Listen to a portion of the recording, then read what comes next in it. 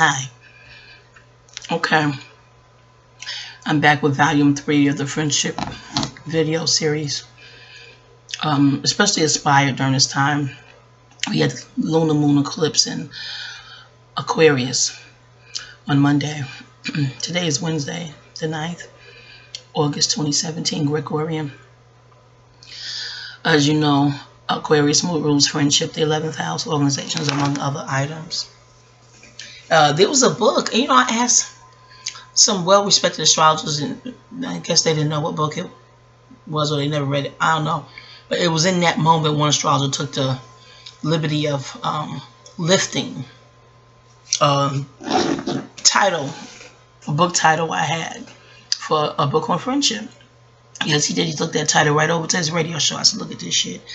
Now, I try to be understanding because he's a master number, and he has a stellium in the 11th house himself. But that wasn't the name of the radio show until I sent the Facebook inquiry to him and other astrologers. I said, ain't this a bitch here? I'm seeking the name of a book, and they don't know, but before they go, one takes the I say, ain't this some shit? But hey, it is what it is. But he's given me free reading before. I don't know if he knew it was me, but I called him to his radio station in the past prior to that moment. He gave me a free reading. He was giving me incredible, oh God, hold on, y'all.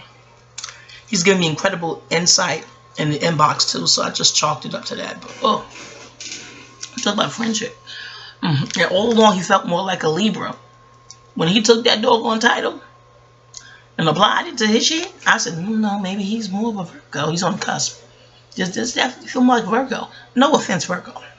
You could look at ASC or ACS 57 video channel, learn more about Virgos. He just going to give his insight, okay? There's no voice, but I feel like that's a man's channel. I could be wrong. I'm old, y'all. I'm messing with the food grade peroxide. Y'all heard about that? Y'all can Google 35%. It is powerful as all out damn doors.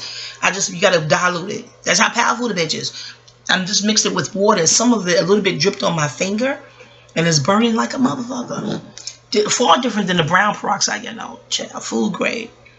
I mix it with water. I mix it with cranberry juice. It tastes so horrible, but it should be able to knock out this cold, that shit. Whatever. Okay, back to the friendship.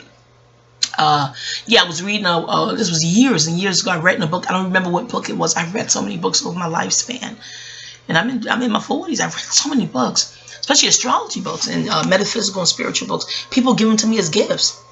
If you know a book lover and y'all cool, y'all close, and you don't give them anything on their birthday, knowing they love books and books are inexpensive by and large they are, you can just give them a Barnes & Noble, because I don't know what book they're about. You can go and give them a Barnes & Noble gift card, an Amazon gift card, and get their own book. I never understood why someone would not give a spiritual person a gift. Because spiritual people, we're so cool that our gifts are so affordable. They're usually books or crystals. Yeah, books or crystals, herbs, flowers, plants.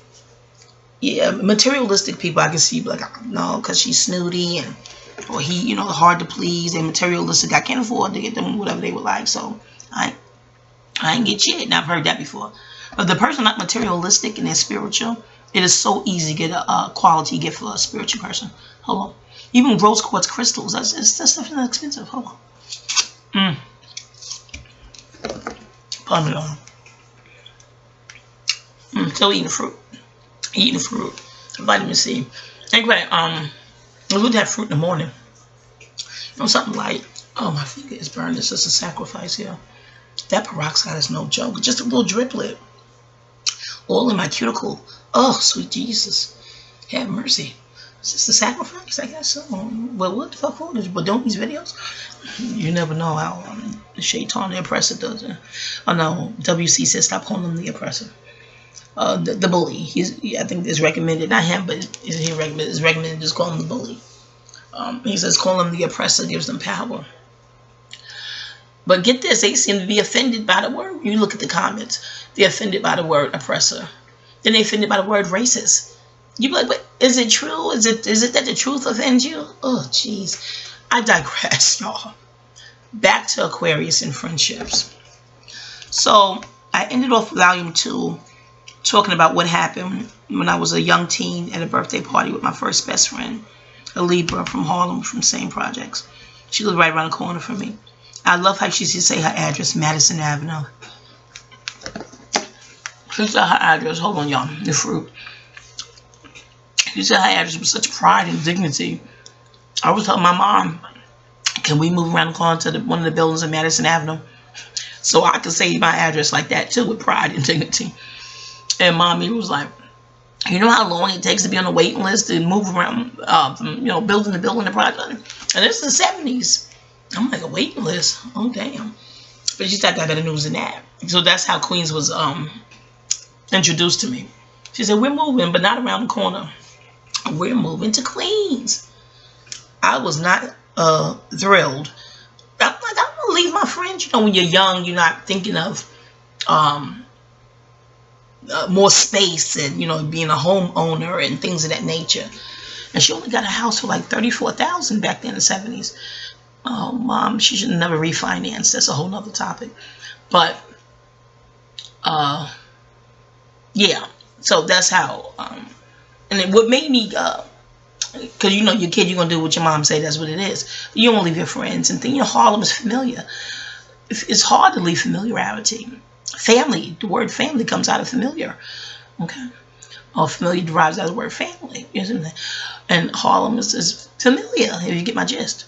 Anywho, but I made my peace with the whole Queens move because looking at the Brady Bunch, I was always wondering, what is to live in a house with stairs upstairs, downstairs? Yeah. Mommy's wish was to have a house, to have a bell outside. She was wanting to ring the bell. I'm like, ring the bell? I just thought it's so cool. How you see at houses, they have that bell. That's really old-fashioned. I digress. But anyway, left Harlem, went to Queens, and you make new friends on the block. Things of that nature. But those didn't last too well. They were good while they lasted, but read more about that in the bio. The memoir, rather. But it was fun. Queens friends. It was really like something out of TV. People came over. They brought mommy cakes. Really nice, pretty cakes. One strawberry one was delicious. I remember welcoming her to the neighborhood. It was all melanated. The whole block was melanated. Mom was like, okay, we're going to take you by James Brown house, the house he reportedly had in St. Albans. Mom was just taking me on tour. I remember she took me to Belmont Racetrack. They had pony rides for kids. So she was really getting into the Queens thing. And because on the block, it was cool. You could jump double dutch in the street. And I noticed that Queens people walk in the streets a lot, like walking to school and things of that nature. You just move to the side of a car's coming. In Harlem, we walk on the sidewalks. At least I did. You from Harlem, did you walk in the street? Not crossing the street, like walking to your destination. And those Queens, the blocks were a lot more narrow and long. And you can have cars parked on the opposite side of each other on a narrow block. That bugged me out. And, because usually a block is nice and wide in Harlem. Most of them, you know what I'm saying? Or if not, it's like one way. You just got to do a friendship. I'm a storyteller, I'm a writer, y'all deal. Or click off and share it out. And this is my outlet. Okay, my outlet.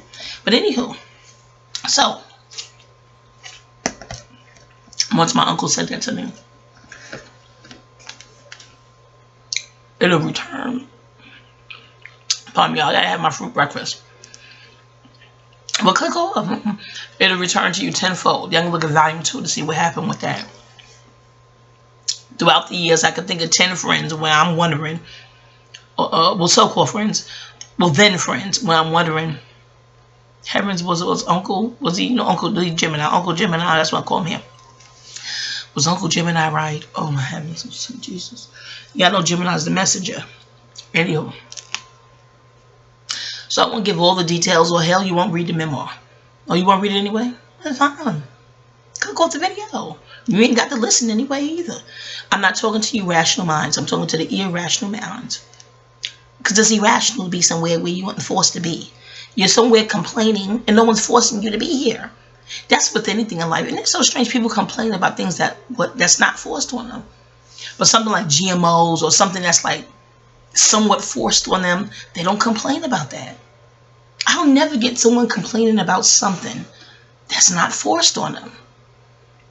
But the stuff that is forced on them, no complaints. If that ain't programming, oh, y'all look at Stuart Sword, old mind control. That MK Ultra stuff. You can get your Google on. I digress. Back to friendship. Volume 3. My take per my personal experiences. Anywho, so the other friends, one friend, Leo, we saw each other in Harlem. We went to the same Harlem elementary school. We weren't friends in Harlem, but we saw each other. So when we saw each other again in junior high school in Queens, it was like, oh, Deb, you know, that what are the odds? You know what I mean?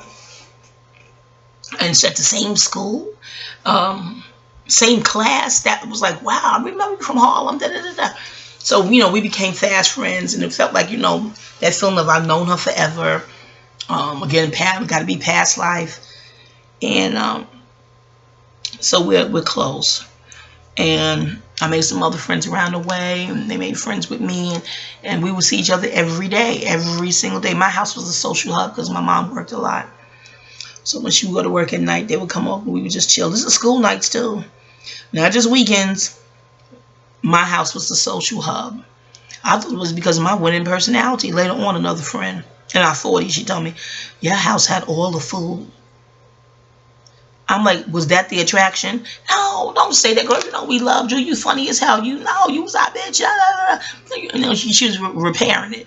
But she said that on more than one occasion on the phone while we were in our 40s, early 40s talking. Your mom kept a stock pantry. We all knew your house had food. It always had food. Stock, deep freezer.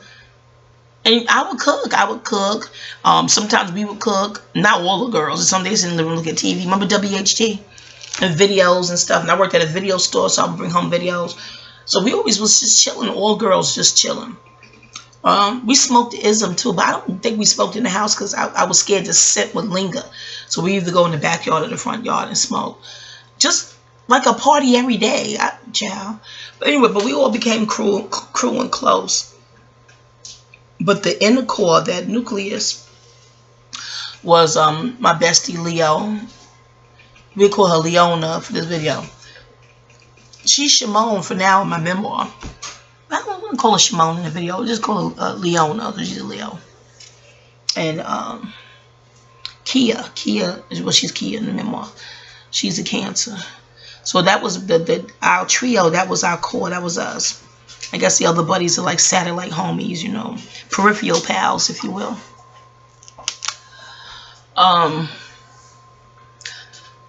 The demise of the friendship with me and the Leo and the Cancer, Kia, is basically the reason that they give, how they described it. But I'm going to let y'all do the math. Okay? Just, this is the thing, you know, this will make me buy a book quicker than Dick Hat Band. If y'all not from the South, y'all may not understand that expression. But if I see that you're catching flack for your memoir that you wrote, I'm like, oh, let me go on online and go and buy this shit. Because I guess what I went through, and no one makes that big a fuss over nothing. So what is it? What is it between these pages? You know what I'm saying? Why are you trying to mangle someone's First Amendment right? What is it that you fear? I'm going to give you an astrological aspect for that in one shake. Hold on. Now I'm going to tell you when I got the epiphany for what and why people take umbrage when you write your memoir. People who know you, who know your bio. So if you already know it, it's for the public. The names are changed. It's not like the strangers know you. What the fuck? But I'm going to get to that in a minute. Okay. I first wrote my memoir in around, say, we moved out in 97. So maybe I wrote the memoir maybe 95-ish. Mid-90s, I wrote the book. I was in my 20s. And I never even thought to write a book in my 20s because, I don't know, just goes my... But I was always writing. I always kept a journal. Blessings be to Miss Lewis, my 5th grade teacher. She told us to... this was an exercise. She said, I'm going to give you... She gave us like little mini black and white notebooks. Not the standard size you're thinking of. Like cute little mini ones. She gave them all out to the class. She said, I want you to write down everything you do, everything you think, everything you do for a solid 7 days. No pressure. If you don't feel forced to write something, I want it natural. Don't think you have to impress me with a flowery terms, anything like that. I'm paraphrasing. But it's important to document your life. She said that to us as 5th graders. Oh, she's my heart. She's the one who told me about my 3rd grade teacher being a bitch. She didn't say the word bitch, but you read the memoir, how she broke it down to me. The 3rd grade teacher was from Harlem, Spanish Harlem, and did that shit. I was like, adults could say that about kids. Because you see adults as, I don't know, mature and magnificent. We did back then. I know I did around my hood. So it just was like catty kernels that you don't expect from a grown-ass woman. Now that you're grown, you know, the cat meow mix can lead right up through the 50s and 60s if people don't choose to mature. So I'm like, maybe maturation is a choice or something for some. I don't fuck about. Oh, here's bite. I buy fruit. So she said 7 days. Turn the books into me. I write it and give you some feedback, and I'll give it back to you. That's your first journal. It's important to document your life. And saying that to 10-year-olds, I don't know if it stuck with them, but it's sure as hell stuck with me. And she said, for no one else other than yourself. You know, she didn't give us the idea like, you may want to sell it in bio form or memoir form, but the only way to get to know yourself is through your own eyes. Do not make the mistake of getting to know yourself through the eyes of others. And especially if you have adversaries, you'll be a fool. And there's a saying, we know, it's a saying, I believe. We know ourselves. No, here's a saying. An adversary shows you who you are. I don't like that saying, because an adversary is usually lying on you or lying to you. No, I don't. But it's popular. It was back then. I don't know if it still is.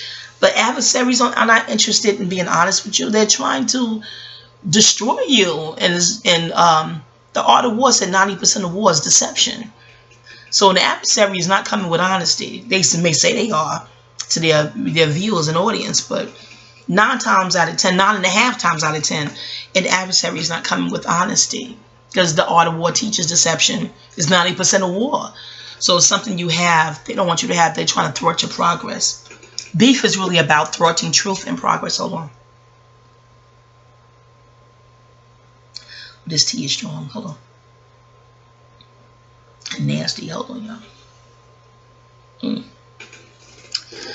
Oh, God, to get well is so horrible tasting. I had to boil some garlic, y'all. Garlic and turmeric and ginger. Oh, gosh. And what else? I pour all the cloves. Oh, God, it tastes horrible, but it's hot. You gotta try to get it outside because room temperature taste for you is horrible. Any event,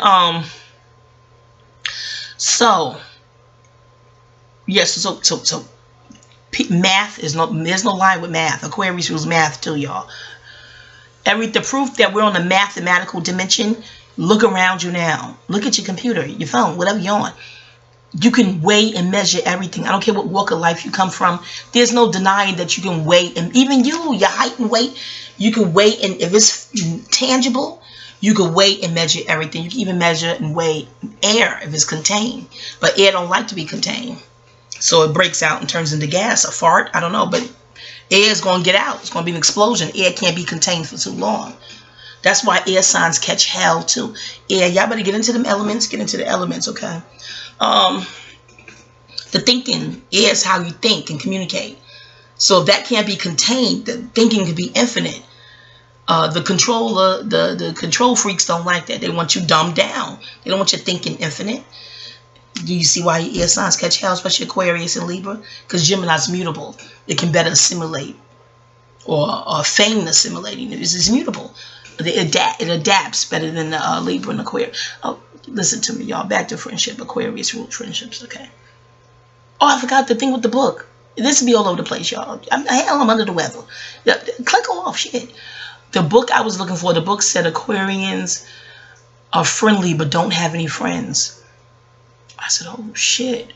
And I don't know. And it looked like it wasn't in my book. If memory serves me correctly. I know I told you I got the long-term memory on Swole and Fleek, but I just can't remember the name of that book. It feels like I was waiting somewhere maybe a doctor's office. It feels like I was in a professional setting. And somehow or another, there was an astrology, and they don't have astrology books in the Waiting area, I know. But it didn't feel like your quintessential, your conventional doctor's office. Because I see a lot of spiritual, especially in New York. You could go to the colonic sisters and very spiritual people who will have spiritual books in the waiting area. I just don't remember. But I know I wasn't home reading when I read that passage. I wasn't in a car reading. I tend to read on long, rides and trips. In New York train and buses, you bring reading material with you. And if that's the case, it's my book. I should still have it. But no, this was someone else's book. And I was reading it while I waited. And I don't remember the title of that book. Oh, it was so good. But yes, at Aquarius, sickness fascinates you. It said that in a psychological sense. Like studying somebody who's going bonkers. Like, what the fuck wrong with that? I think that exactly, yeah. So it started with sickness fascinates you. And the next stanza started with you are friendly but have no friends. And that makes me think of rulership, dominion. That's like a cancer. Cancer rules families. So it's like a cancer not being close to their family. And your average astrologer going, you a cancer? Let me get to the point, y'all. I'm going to get back to the friendship shit in a minute. Hold on. You ever met somebody at work at Chick-fil-A, okay, or McDonald's, wherever they work, and this happens more often than not. They're like, oh, I don't eat that shit no more. Say they've been working there for a while. First you get there like, oh my God, all the French fries. You still eat that shit. I'm so scared of GMOs. I backslide. I'm 80-20, 80% vegetarian, vegan, 20% whatever the fuck I want. Dr. Davidson, blessings be upon his spirit. He has said that to us when we was going to the former friend, then friend. She's Bernie in my memoir. Maybe she'll be Bernie in the video. I know I'll get to her in a minute. But he said that to us. Just lay off the meat. Cut back on that meat and dairy considerably. He said it's hard. It was too hard to be 100% vegan than do the 80-20. I got this from Abiola too, 80-20. He said because the 20% of you on vacation, you had a feast. He was like, what if you had Hawaii? In Hawaii, it's a feast or something. He said, so don't deprive yourself if you don't want to. But make your meat part of your daily diet. He said, no, stop it. No dairy, no meat and dairy every day. Just no, stop it. But I admire vegans who's vegan all day, every day, 100%. I hope to soon get there. And I admire y'all. Ooh, I admire. I'm like, wow. They could be at a function. I admire the ones who can go to functions where there's meat floating and all kinds of fucked up shit floating. They won't eat that shit. I've been in spiritual ciphers and seen brothers, they don't eat the fruit. That fruit don't got seeds in it, they ain't fucking with it. They be, is it seeds and it's organic? They can have fun too. They could be at the whole function and they don't touch shit. They may travel with their own water. Most vegans travel with their own vegan water. I mean alkaline water. They may have trail mix or something in their pocketbook or their bag. But they, with granola, whatever they have that's vegan and good and healthy, they trust it. But I admire vegans who can go to a meat function or a family function. I read I finished it. Let me some tea. Hold on, y'all.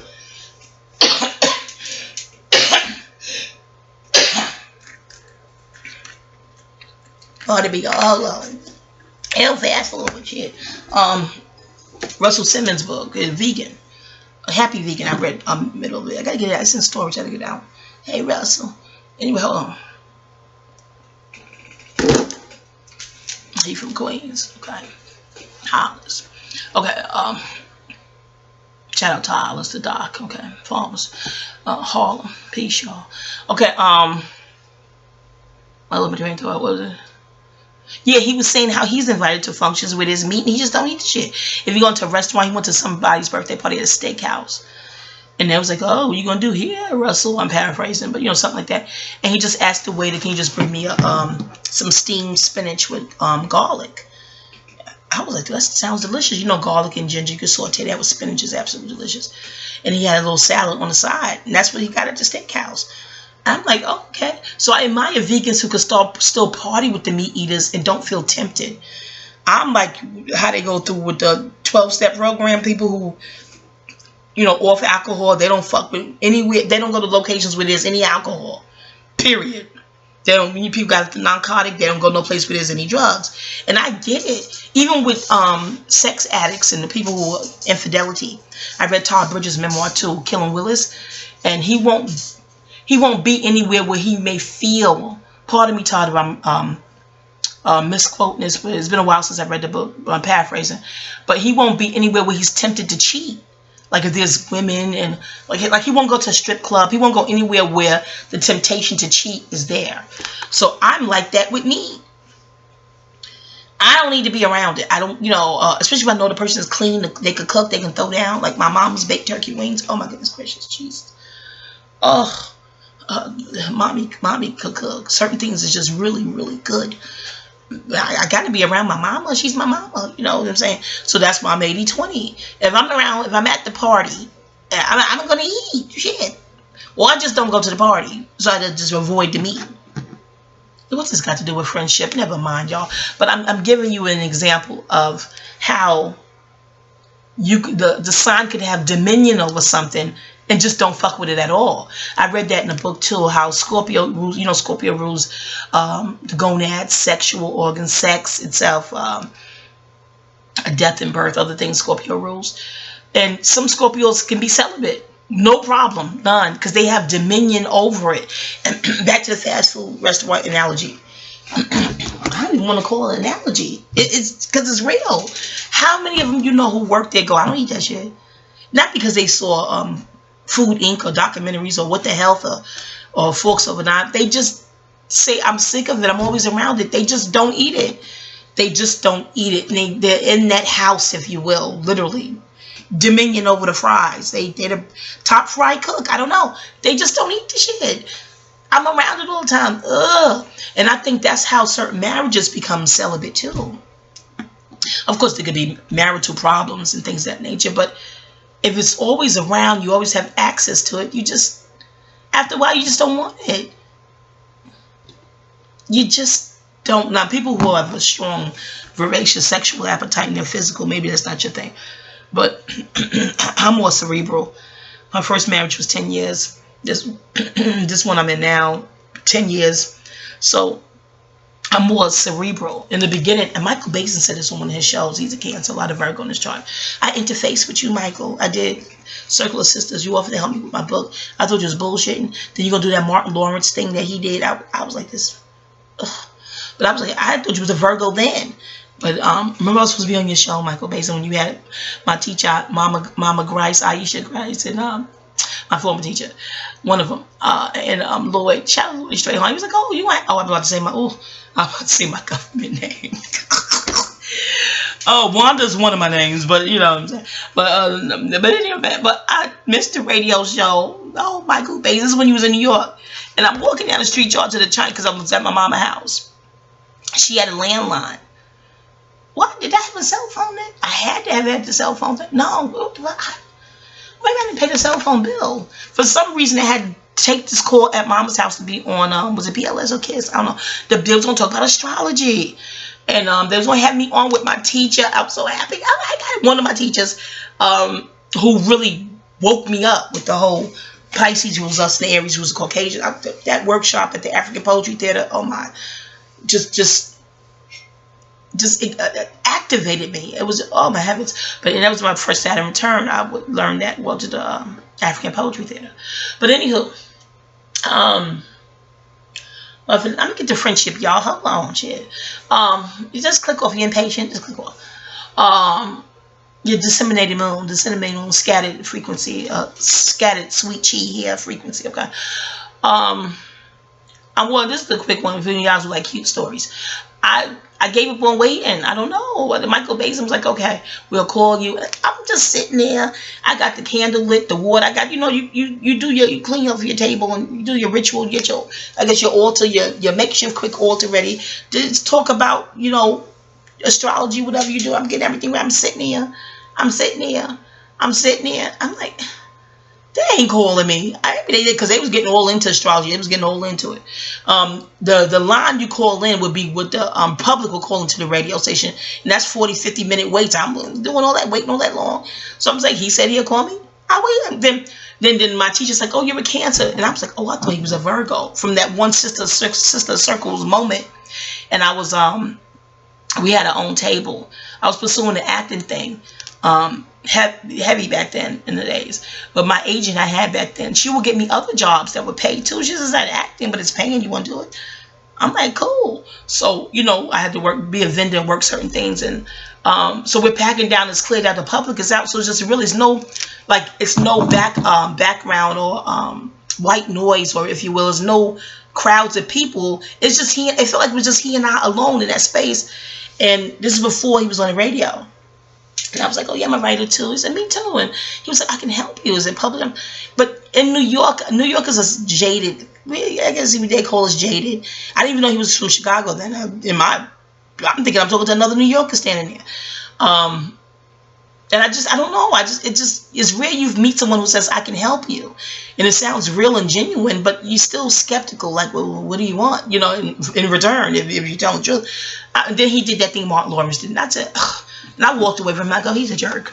No offense, Michael Baisden. You remember that moment? He done had so many moments. Any event.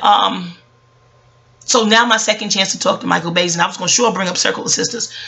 But I'm waiting and I'm waiting. I don't know if the producer. I said, they ain't going to call. And I had my own apartment. So I want to go back home. I love my mama. I don't think she cooked that day with nothing smelling good in the kitchen. I'm going back home. My cute little one bedroom. Okay. It was $1,300 a month. I wanted to enjoy all the moments I could in that apartment. Okay. So I said, Ma, I'm leaving. I don't think they're calling. She was like, no, wait, don't go. You don't want to do the radio show. I'm like, Ma, I must have been sitting there maybe 2 hours. How long was he on the radio for? I'm like, Ma, I'm going home.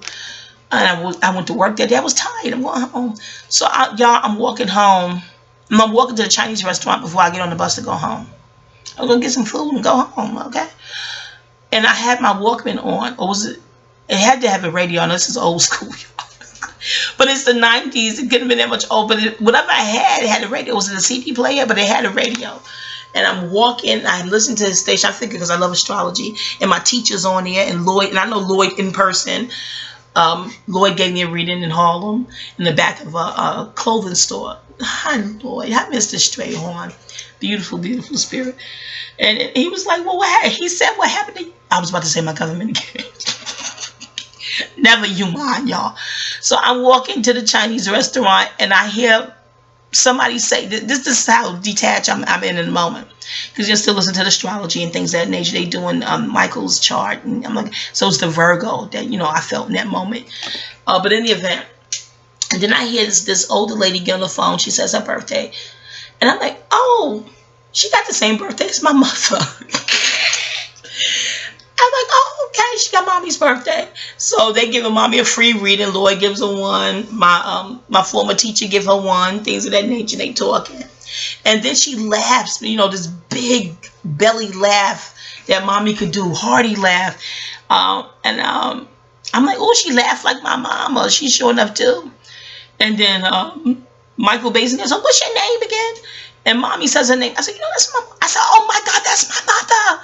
They called the house. I'm running back to the house. They finally called the house, and mommy picked up the phone and just took the call. I'm running. By now, I'm close to the Chinese restaurant. I didn't even get the food. I turned around. I'm racing back to the house. Before she hang up the phone, I get to the house. The call is over. I'm like, Mom, you hung up? She said, you came back. Why did you leave? They called. I said, Mom, no, they called. I heard them on the radio, Mom. She said, why did you leave? I said, because I was waiting 2 hours. She said, oh, you should have stayed. They was asking the producers, like, was she there? Can you call out to her? And I'm calling you. You're not responding. I'm like, oh, jeez. I couldn't believe it. I digress. How did I get on Michael Baisden? I have to play the tape back and see. These videos are really for me to examine me. Like Miss Lewis, my 5th grade teacher, done told us, you must document to your life to examine your life. Okay? And she gave us a cute little journal. We wrote the 7 days down. I love that. She said, don't be trying to impress me. If you went to the store, the laundromat, just write what you do, what you did, what you thought. But in the event, that started me out. But I just don't know how I got to Michael Baisden. I know I was talking about the Chick-fil-A and how people don't eat where they work at, after a while, you just don't want the shit. But the house, oh, Aquarius, that's the shit. But how did this parlay segue into Michael Bates then? When I rewind the shit, I figured out. I told you this channel for me. Me, not you, dictator, bully, First Amendment mangler, not you. Me. Make your own channel. Hell, go to some other channel you agree with. You know your ego needs that with a fragile side. A strong ego needs somebody to agree with them, need collaboration. Oh, we have now. For the psychology classes I sat in. Now I passed my class at 95 credits in legal studies, okay? What was I saying? Yeah, so that's what that is, Aquarius. You rule that friendship house. So it's not like really a need for you. It's just, I don't really a need for me. My 11th house is bare. Empty. I was about to say what's on the outside cusp, but y'all know all that. Then you get the ascendant and all that other shit. Hold on. Yeah. Hold on, I'm eating fruit, y'all. I had my breakfast. Nutrients, energy. So, that's what that is, Aquarius, if you was ever wondering.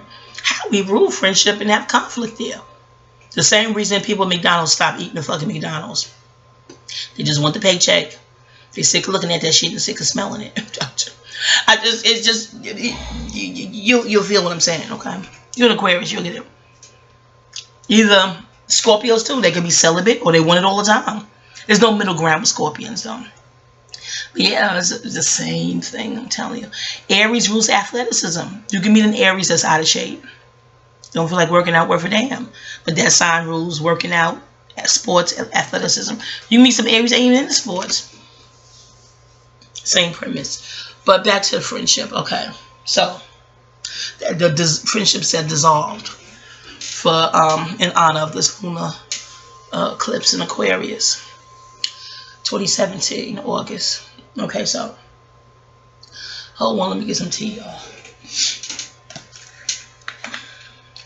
I'm 36 minutes in. I didn't want to do an hour, but the way it's gonna be, it's gonna be what it's gonna be. So in the 90s, I got inspired to write my memoir from Terry McMillan's book, Disappearing Acts. I was in a neighbor's house, and I'm in my 20s, but the neighbor was 10 years older than me, so she's in her 30s. And her friends are in their 30s as well. So I'm just sitting, you know, listening to them talk and things of that nature. It was really cool. Like, just similar to the scene in Spike Lee's movie, Jungle Fever, when Lynetta McGee's character and her friends were in the living room talking, you know, dark and moody and talking like that. So our kids were like off to the dining room area playing. So it was a lot of white noise, ambient sounds in the background, the kids playing, and we ladies talking, and that book came up. It wasn't a on-purpose book discussion, formal invite come over, just, you know, just chill, very impromptu. And they were talking about Franklin, things of that nature. And I decided to say, I wonder, you know, because we feel like that's Terry McMillan's baby daddy in real life, even though it's fiction. But once he sued, there you go, sued for that book. People really take umbrage with you writing about your life, and it's your life to write about. That's so shocking to me. Maybe because, you know, I got 95 credits in legal studies and we wrote about the First Amendment and things. I don't know. If you don't do people wrong, you wouldn't care if they wrote about their life. And if they change the names, the public don't know they talking about you, but you know they talking about you. I'm going to get to that in a minute. I think I figured out what that is. I'm going to get to that in a minute. And from a cosmic standpoint, let me get to that in a minute. But anywho, so I wonder, because I'm thinking Terry McMillan is from Brooklyn. You know, this is 90s before the advent of the internet as we know it. We just look at people's birthdays. But back then, I knew she was a Libra, and I thought she was from Brooklyn. Naturally, you know, native to BK. So I'm wondering, like, I wonder who she dated before. But she's not, she's from Michigan, Wikipedia. But in any event, come to find out, I don't know. Maybe she was born and raised in BK. I don't know, listen. So I'm saying to the ladies, I wonder who she dated before. Franklin. Wouldn't that be cool to just, you know, read up on the path before you meet your prince, you know? The frogs you kissed before you met your prince, you know, the proverbial, if you will. And my neighbor was sitting next to me. She was on my left, and she said, you do that, you write it. Oh my God, I didn't write Terry McMillan's book. I don't know life. No, you write your life story. You write that. Write the book you want. And that's a not Toni McMillan, heavens, Toni Morrison quote too. You know, she reportedly said, I wanted to write the book I wanted to read. I aimed to write the book I wanted to read. You know, she's an Aquarius too. Terry is Libra. He has air, the air frequency. So I'm just sitting there. I don't even think my neighbor was trying to be deep or profound, but she's an Aquarius too, this neighbor. Look at that. You see what I'm saying?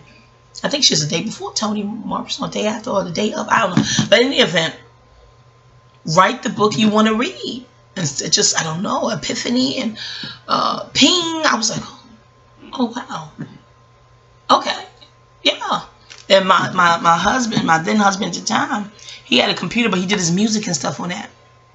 When he would be at work, I'll let him know I'm going to need babysitters. And he's like, why? You're an at-home mom. What do you need babysitters? I'm going to need babysitters, okay? Because I knew I wanted to start writing. So we got babysitters, even though I didn't have a job. Thanks, ex-hubby. That was really sweet. Paying for a babysitter and I'm at home. I think he caught flack from that, from his camp, his people in his family. Like, why you have babysitters and she's home? And she says she needs her space. But, just love. I appreciate that space too. I was going cuckoo half the time. Kids do drive me. I love them dearly. Drove me crazy. Oh gosh. But anyway, been able to school. Then I still kept the babysitters after school. But anywho, that's in the memoir. So I just started writing. He was like, oh no. You have to get your own computer because this is the 90s now. I think they were more expensive and heavy and clunky. I don't know. But whatever the case, he said, I'm going to have to find a way, lay it away. I don't know. But you can't be messing with my computer, messing up my music. I don't know what you're doing. I'm at work worrying about what you're doing to my music. I'm like, I would never harm your music. He said, no, it could be an accident. So he got me my own computer. I was so happy I named the computer. I was like, oh, my baby. That wasn't the name, but you know what I mean. And I just started writing. And writing, I never got tired. Never got tired. I was writing and writing and writing. It was flowing out of me like water. It was all I could think of. Or I would wake up, take care of bathroom needs, go in the kitchen, get something to eat, some tea, and then get right on the computer, just writing. It was like breathing. And I was like, wow, this is really, really fun. No wonder Terry McMillan like doing this, okay? The grammar was off. I didn't give a shit. Just getting it out of me. And that's what people would say, you can hire an editor, fix it later. Just get the story out of you is the whole point. In my 20s, naturally, I had more energy. I was still chubby, but I had more energy. Not as chubby as I am now, but I had more energy and stamina. So I just cranked out the memoirs. And I had the thing of being in your 20s with a memoir. I think Queen Latifah around that time had wrote hers, and someone, because I think that's where I got the idea. I'm not sure, but I think she wrote her first memoir. Does she have that one and only? But she had said in an interview, she was in her 30s, I think she said, early 30s. They come later. I don't know, but someone said to her, aren't you too young to write your memoir? So, but that is the moment it gave me a gauge of, there's a certain time period to write your memoir. I don't know, but I did it then. And this is my naivete, because I'm not an egoic. I don't have the egoic thing. Nor my natal chart, I know why.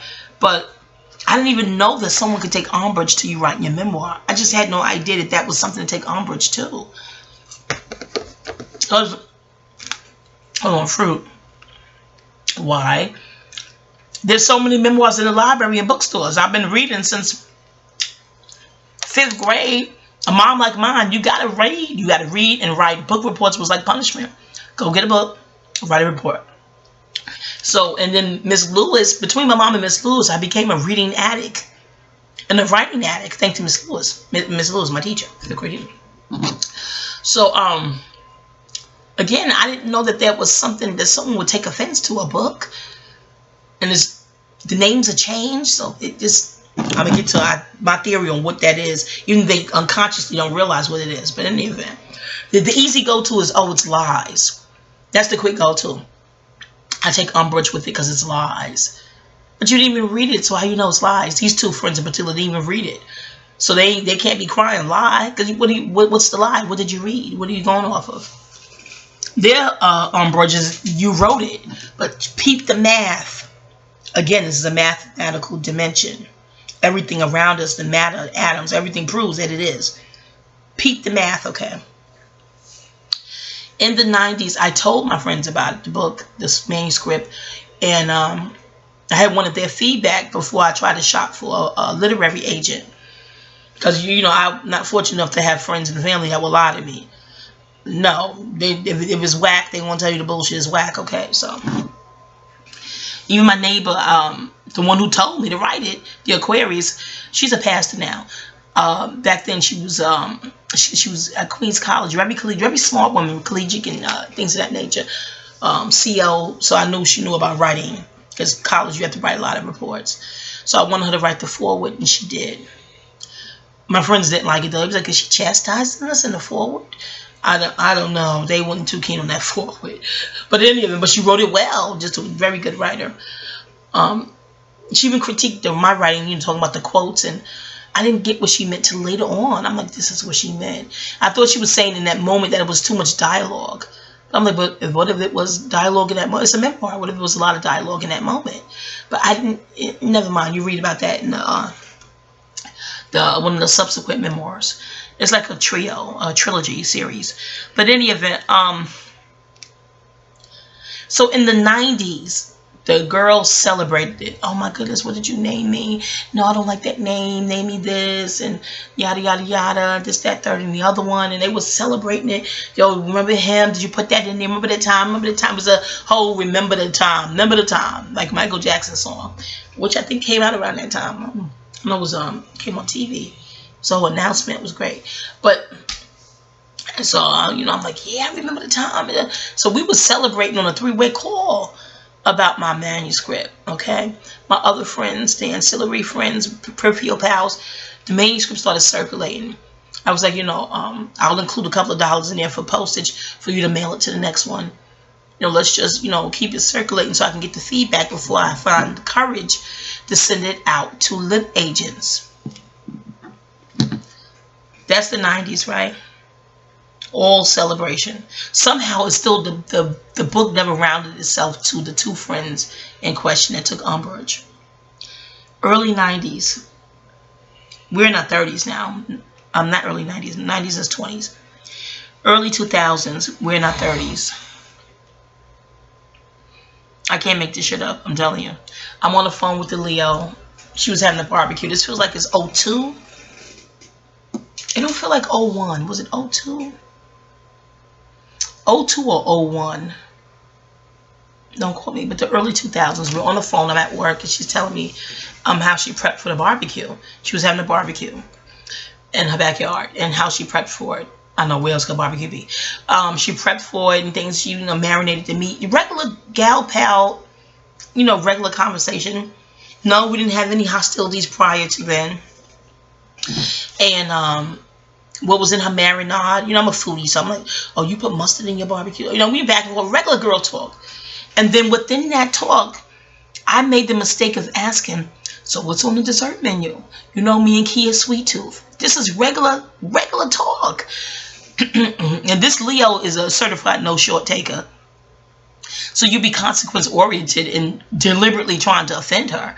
So it wasn't no deliberate offense. It was regular gal pal talk. So she was like, you know, I ain't got no desserts. There ain't no desserts. I was like, oh, okay. I didn't judge it. We moved on with the conversation. Then we was soon off the phone. I ain't paid no more mind. Say about an hour or two later, Kia calls, the cancer. She calls my job. She was like, yo, what did you tell Leona? I'm going to leave the Leona for this video. I'm like, what do you mean? What did I tell her? What are you talking about? Did you say something, you know, did you say some sideways shit to her? I'm like, huh? What are you talking about today? Well, what are you talking about back in the days? Some backdated beef? What are you talking about? No, just like today, like a couple of hours ago. Did y'all talk? I'm like, yeah, we did. We spoke. We spoke about her barbecue. It was a regular conversation. It was pleasant. I don't remember anything sideways. What are you talking about? Did you try to put her down for not having dessert at the barbecue? No, I didn't try to put her down for not having dessert at the barbecue. She said, and you put my name in it. Huh? I said to her that she was talking about her marinade for her shish kebabs. We were talking about food. So in talking about food, this is the topic now, food. In talking, I said, what do you have for desserts? You know me and Kia sweet tooth. That's all I said. She said, but I don't want you using me to hide behind me to get something you want. If you want cake or whatever, you know, just make that request come from you. I'm paraphrasing. But don't hide behind me to get what you want. I said, Kia, she's on the phone now. Are we still talking about food? Because as the whole hood know, I come from a house with a stock pantry. I was in Harlem. We had a stock pantry. I come from a home where mother kept a stocked pantry, freezer and deep freezer. There's nothing in my persona that would have to manipulate jack shit to get some food. I don't have that. My brain is not on scheming for fucking vittles. I wasn't raised with, my mother was never the food police. I was never raised, that's probably why we always had it. I was never raised to be desperate for food or to try to finagle some, girl, I'm chubby for a reason. What are you talking about? What the fuck is going on? And then it dawned on me, realizes, because Leo, you know, fire. If they're suffering, fire, especially anybody, because those are the egos, fire is Aries. If they're suffering, even secretly, you're not aware of it from any inadequacies. If anything, that's the book of Tao, T-A-O. You can't hurt someone. You can only stimulate the hurt that's already within them. A paraphrase quote, okay? And this is a hurt, I unwittingly apparently stimulated that. I didn't even realize I was stimulating. That wasn't my conscious intent. But if there's some sort of inadequacies, it don't have nothing to do with food, but they feel inadequate on certain other levels. And then the dessert thing may have been oversight. Like she just didn't even think to think of it. And that's fine. I don't give a shit. So, but still the inadequacy was stimulated. And that's somebody else's fault. Of course, you know, I took too many psychology classes. So she was angry. And this was, I mean, anger debilitates your logic and your mind. So Kia's telling me she was so mad she was trying to call you back, but she forgot your number. I said, it's a public facility. She could have called 411. They would have gave her the number. But how did she forget it? We just spoke. She said, that's what I was thinking. But she told me she was so angry. She couldn't even dial your number. She was so mad. I'm like, that ain't nothing but the spiritual realm. She probably would have been calling and cussing and carrying on a professional phone. And the central had, the sergeant got a transfer to call. You don't know if they eavesdropping over there. So that was spirit that intervened to make her forget the phone number. But it's a public facility. She could have easily called the operator. Would have got the, I don't know. But again, Kia said she was angry, and so angry she couldn't dial a number. So she called Kia and must gave her a few choice words like, if you want dessert, then you bring dessert. And, and Kia on the phone, cancers are sensitive. Like, whoa, wait, what are you talking about? I didn't ask for no dessert. So the story gets all mangled and crazy. And I'm telling you, this was a regular dialogue me and her had. Regular girl talk. Per my recollection.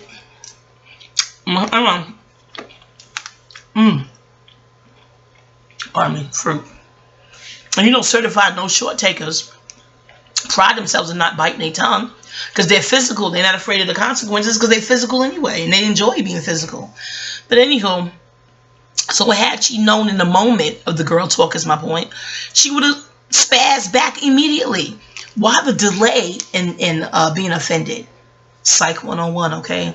I'm like, there must have been some sort of circuitry miscalculate. It was a delay. It's weird. The whole beef is delayed. Let me get on with it. So while she's on the phone giving Kia a few choice words about, if you want dessert, you could bring dessert. And mind you, the invite was on flyers. I remember this so clearly. On the invite, it said bring a bottle. And I remember getting a bottle of liquor. I think it was a tall, clear white rum, if I'm not mistaken, and put it in my knapsack. I used to walk to work. So I already had my contribution to come to. I'm not going to come to your affair empty-handed anyway. My mama didn't do it. This is impromptu, and I didn't know what was going to happen. Like, girl, come on, boom, get in the car. But even then, I'm like, can we stop over at the liquor store somewhere? I've always seen my mother bring something to a function. Your mom is your first teacher. So I'm not going to come to your function empty-handed anyway, even if you didn't have bring a bottle and bold letters at the top of the flyer invite. So I'm getting to that point in a minute. Hold on. So she... And so talking to Kia said, calmed her down. Like, I didn't mention anything about no dessert request. I don't know what Wanda talking about. I don't get it. Da da da da. So in that conversation, somehow they started discussing me and where I may be flawed at or whatever have you, because that's what it was all about. As my psychology teachers broke it down for me, she felt inadequate from the gate, and somehow you stimulated that inner insecurity, and somehow she made that insecurity your fault. You didn't raise her, you didn't carry her for 9 months, you're not a mama, but whatever insecurity she had that probably sprung from childhood, in that moment it was massaged and stimulated, and she's going to attack the stimulator, even though it wasn't your intent to stimulate no insecurities. You having food talk, friendly food talk. I get you. It's strange, but in any event, so now me and Kia get off the phone, and I'm like, should I even still go to the barbecue? Now I'm thinking, just go after work, just go home with my liquor and go to fuck home, make a strawberry daiquiri or pina colada, just go to fuck home. I shouldn't even go, because I was going to call her, Leona back, and what's wrong? What's going on? But being that I'm doing my Psych 101 thing, talking to Kia and hung up from Kia, I'm like, this ain't got nothing to do with me. Like Dr. Maya Angelou used to tell Oprah about them tabloids. You're not in that. I know they're talking about you, but you're not in that. It has nothing to do with you. They're projecting that foolishness onto you. You have nothing to do with that. But you got to shake it off. They project it on you, shake it off. And my psychology classes and shit I learned there helps me shake it off. The long story short, me and Key was on the phone. Also, me and Key on that same conversation. It turned friendly and we started talking. I said, well, because I haven't seen her. We used to speak on the phone a lot in our 30s, but we didn't see each other in person a lot. Not like we did in our 20s and teens. So I said, well, you know what, girl, I look forward to seeing you and Leona's sister. They both cancers too. Kia and Leona's sister is a cancer. So I said, I look forward to seeing both of y'all. But not as in a slight to exclude Leona, because I had just seen her recently. I used to see her on my walk to work, and she would ride her bike alongside of me, so I saw her a lot. Yeah, man, I'm telling you, when that ego is fragile and sensitive, child, it's hard to make sense of it all. Especially when you take those psychology classes and sociology classes. Oh, Lord. But in any event, so, and walking home from work, I decided to just go on to the barbecue. By that time of night, everybody's in the backyard partying. Hopefully she forgot all about it. Things of that nature. I'm thinking they're all in the backyard. When I walked to her gate, because she was living with her man and his family. She was the only one in the front yard. I said, God damn. Because I'm thinking everybody be in the backyard. Most of the people in the backyard partying. You can hear the music, you smell the food, the fire, the smoke. But she was in the backyard. She was in the front yard the moment I clicked the gate. And she was in the cooler. I think they had a cooler up front. I don't know if they had beer or whatever, sodas or whatever they had in it. And I said, hey, girlie, what's up? And she said to me, I'm thinking she's about to bring up the dessert request. Oh, gosh. She says to me, you told Kia that you can't wait to see her and my sister? And said it in that kind of weird tone. I'm like, yeah, I said that, but I didn't say it in that tone. But I don't see them often. I am looking forward to seeing them. I mean, aren't you happy? I'm happy to see your sister. It's your family. I don't, huh? She said, well, and then she gets to the point. Well, if it's only them you look forward to seeing, you can go right back out the gate you came in. And she's looking at me deadlocked, dead eye, in the eyes, deadlock, as only a Leo lioness got them eyes can look. Don't Leos look like lions too? And lionesses, she has that hue of anyway, that's all in the memoir. And I'm looking at her eye to eye. I don't flinch. She don't flinch. Yeah, I don't think we're about to break out in a fight over a cooler, fight over the cooler in the beers. Gosh, no. Some of them beers are glass too. Oh, God, no. So I don't feel a fight about to come on, but I'm staring at her because this is just too weird. Like you're making a beef out of absolutely nothing. So that tells me it's childhood trauma, something in your childhood that's unresolved that you're projecting onto this moment in the hopes of resolving it. It won't resolve that way. Not per the psychology classes I took. So I'm staring at her. And I don't even bother to clarify what I told Kia. And I can't believe Kia told her that. I don't understand the logic and what was she trying to accomplish by saying, oh yeah, she said she can't wait to see me and your sister. Where's the logic in that? What was she hoping to help or heal? I don't know. Paying the petties forward. Pay it forward, paying the petty bullshit forward. I don't know. But anywho. So, I looked at her and I said, are those your shish kebabs I smell? I think I smell your shish kebabs. And I gave her the bottle of liquor. Thank you for inviting me, Mama. And walked to the back. I surely did. I walked to the back. And Kia looked happy to see me. She smiled and waved me over. Because I'm thinking, do I got beef with her too? She going back telling Leona some bullshit about, I'm happy that I'm looking forward to seeing her and Leona's sister. I was about to say government's Lord. But I'm saying that, Kia, to you because I'm on the phone with you in that moment. We're about to close off the conversation and hang up. So I'm saying to you, I look forward to seeing you and Leona's sister. I said the name on the phone, of course. Because they both cancers. You know what I'm saying? I'm astro-minded. But that was the cross connection. Never mind. So I sit next to her and we're talking. She seems happy, friendly, and cherub. She said, did you get a drink? Girl, they're making pina coladas and we're talking. We're having fun. I'm like, oh, finally, things are back to normal. You know, girlfriends, you know, back to normal. But that whole night, Leona was snipping and snarling and just snippy and just weird shit. You can read the memo about the rest of that barbecue that night. But I'll tell you how the dessert thing came back up. The dessert thing came back up. Somebody offered me champagne. They offered me champagne. And I asked for orange juice or pineapple juice. I said the orange juice is a mimosa. And the pineapple juice, they make it a flirtini. And they said, well, let me go in the kitchen and check. So it must be somebody from his family or somebody who's allowed to go in the kitchen and check it in, you know, Mama P's refrigerator. You know what I'm saying? You got to be close to the family to do that, you know, which is good etiquette.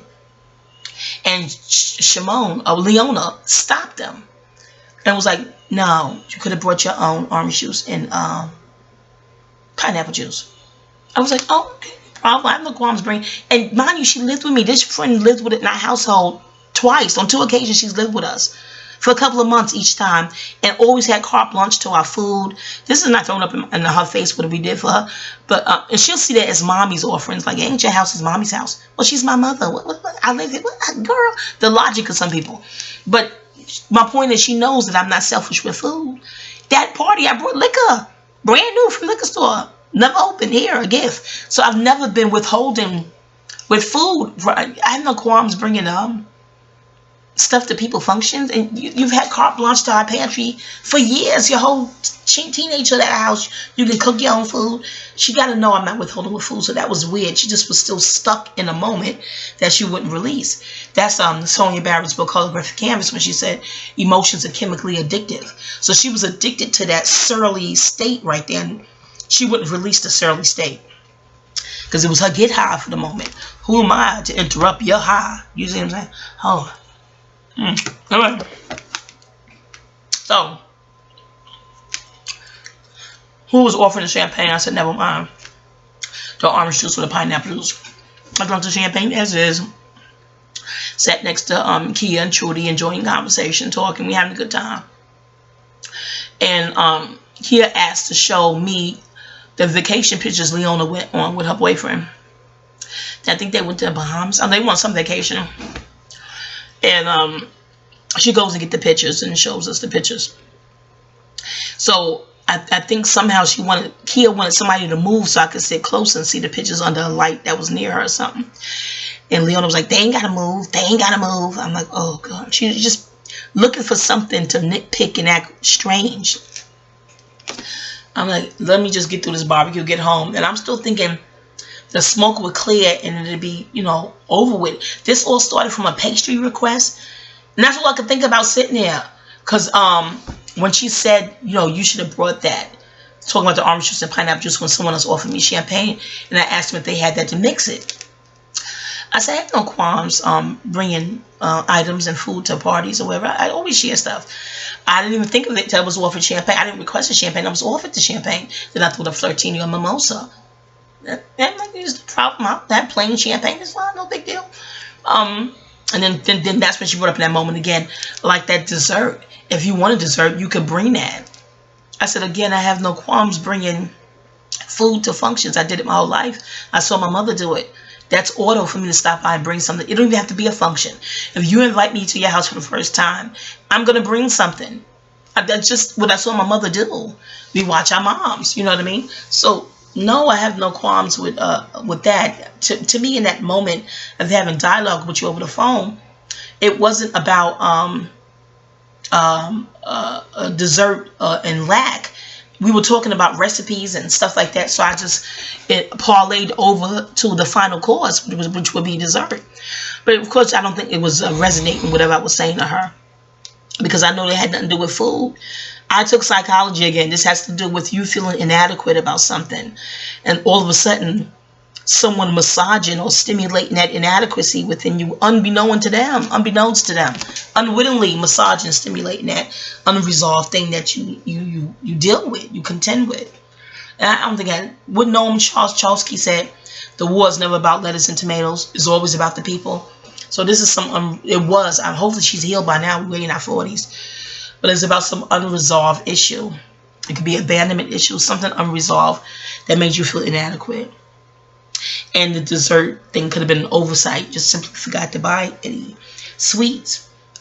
Again, speculation, conjecture, theory. But anyhow, so I got through the barbecue, y'all.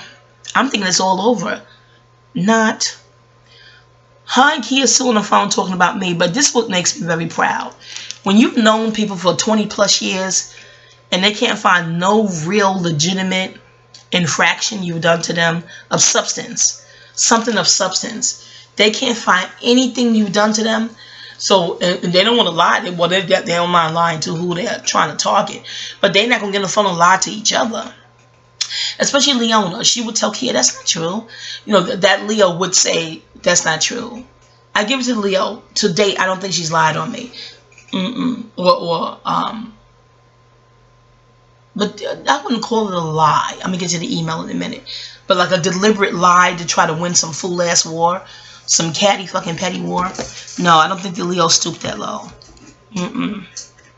She didn't stoop low to mentioning kids or bringing any type of innocence into the fray either. It's some class with that Leo. Hold on. In that regard. Anyway, so they were on the phone and they can't find anything to use as a tool to justify their anger. And because there was no infractions. I know people say, oh, I'm a good person. No, I'm not going to go through I'm a good person spiel. But I don't know. I don't know. It doesn't dawn on me to violate people, let alone my friends. Probably from my mom again. I didn't see her acting like that with people or friends. So no, it's not even just being consequence oriented. If I do this will happen. And I told you I ran with boosters. I'll leave it at that. You read the memoir. So no, I wasn't consequence oriented like that with the law. Okay, funny as hell. You can read about that shit in the book. But hold on, y'all. Knock the top off my fruit cup. Hold on. Okay, yeah. Put it back on. Yeah. So I am saying to you, they held on to this whole moment of the dessert request. It's just crazy. And I kept seeing that Steve. Oh, gosh, I was going to say Steve Harvey. What's the Caucasian actor? Steve, the father of the bride. Did y'all see that movie? I don't know, it was the first one. But I kept seeing the scene where he said, the cake, I think the cake was $1,200. He said that's cakes of water, sugar, and flour. $1,200 for water, sugar, and flour. That scene kept coming. Don't ask me why Mayat sent that to me. That every time this whole thing with the dessert shit kept coming up, dessert request bullshit kept coming up. I kept seeing Steve. It's not Steve Harvey. He's Caucasian with white hair. What's his name? He's right here on this magazine. Hold on. I'm gonna tell you his name right now. Got the Papa's AARP. Steve Martin. Yes. Ain't this? I'm gonna play his number today. Ain't this a bitch? I'm trying to think of your name. You sitting right here. Yeah, Steve Martin was in the movie. And he was saying that shit about the cake. And every time they would bring up the bullshit with me over the phone, that scene came to mind. I'm just a quirky soul. And my angels and guides and spiritual elements, they must be quirky too. Because they would send me cute little things in times of strife to keep my spirits light. You know what I mean? I am the life vest, as Edie says. Yeah. The life vest that keeps you afloat. The little dinghies, the light little dinghies that pull the big old shit boat. Why am I getting to poetry? You listen to me, y'all. Like, is she bragging? Whatever it is, I tell you, it's my outlet. Okay, So what they came up with, I've known these women since teenagers now. All they could come up with was, she wrote a book. She wrote about you and your mother and your sisters and Kia and Tokyo, and she wrote that you used to curse your mother out. Keep in mind, neither one of them read the book. Now, the whole crew, the book was circulating, going through the post office at everybody's house. The Libra one was the last she sent the book back to me. It was so dope. But yeah, the book was circulating, so I don't know if other friends told them about the book. But I don't even recall writing that like that. I'm like, that's what you've heard? I wrote it just like that you cursed your mother out, really? I was that specific? Because once you write shit, you forget all you wrote. It's a big old thick manuscript. And I'm writing like stream of consciousness is pouring out of me. The shit damn they wrote itself through my fingertips. So I'm like, that's what you heard, really? Oh, it's not about who I heard it from. I said, no, I didn't ask you who you heard it from, because we're on the phone three-way. I'm asking you, is that what you heard specifically? Or are you pulling at straws to justify your prolonged, protracted, petty anger? It ain't petty. You put that life on Front Street.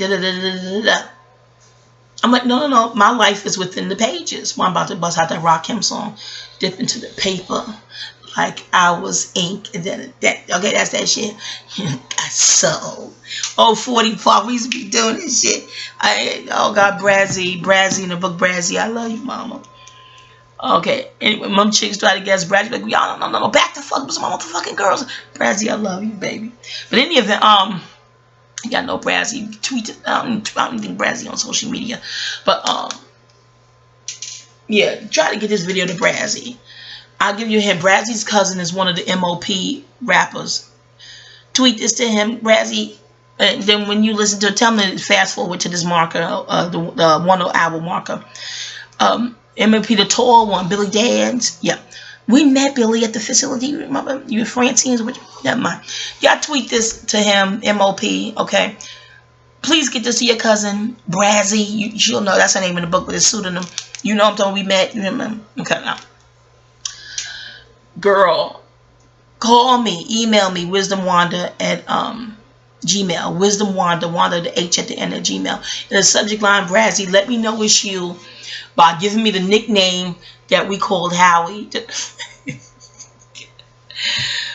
Please think we called Howie a certain nickname, okay? A hint is a fruit. It's a fruit, okay? Not that he was like that. No, he was a real nigga. But please go ahead, girl. So I know I'll open the email. Know it's you. Anyway, that's what happened, y'all. Our friendship from those two dissolved over the pastry request that morphed into what I wrote in the book. Because I'm like, I thought the beef was the pastry request. How does this parlay into my manuscript? And I told her the timeline is off. I wrote the book in the 90s. Why was y'all not mad in the 90s, but y'all mad in the 2000s? And it'd be like dead silence over the phone on the three-way. And then it erupt again with, oh, you wrong, but you still wrong. You have no rights, none of your business. No, a memoir is about my life. That's my business. No man is an island. I'm around family and friends. People experience life with other people. That's what's called life. You know what I'm saying? So, no, from the writing classes. I used to go to Learning Unexpected for writing classes. Very expensive. My husband had the money at the time. And I went to community college, what have you. So I told them the writing classes I sat in, no, I'm sure I'm within legal, because the Leona was like, well, I'm going to sue you. I'm like, you be my guest, it's fine. But from what I was told by my teachers, I'm within my legal rights. I'm in the legal realms. Names are changed and things like that. I thought about Terry McMillan. Her baby father didn't win his lawsuit either. Because, first of all, she called that whole book fiction. And he still sued. Names changed like a mother. But in any event, that persisted for years. I kid you not. That whole, we got beef about you because you wrote about us in your book, that went into years. We were excommunicated off and on throughout the 2000s. Now we're permanently excommunicated and off and on. But it just, that's what they held steadfast to, that I wrote about them in my book and I had no right. But I'm like, well, why didn't y'all say that in the 90s? Why didn't y'all wait 5, 6, 7 years to be upset about something you knew about in the 90s. They were gun-ho in the 90s celebrating it. I remember Leona wanted me to name her Sky in the book. Kia wanted her name to be Tion in the book because she had a thing for T-bars. I remember the conversation like yesterday. I'm like, I could see my living room in the 90s, had a black leather couch. I could see the whole scene, me sitting there. I remember that conversation clear as day. I can see the TV on while I'm talking to them. I damn near remember the commercials. That I'm telling you, they were celebrating the book initially. And then after the pastry request for the barbecue, things took a turn. In my estimation, a toxic, illogical turn. Just, well, toxicity is illogical, but most times, even most of the cases, yeah. Just a weird turn. So, moral hour. This is volume 3 of the friendship series. This time in honor of the lunar eclipse in Aquarius. Peace.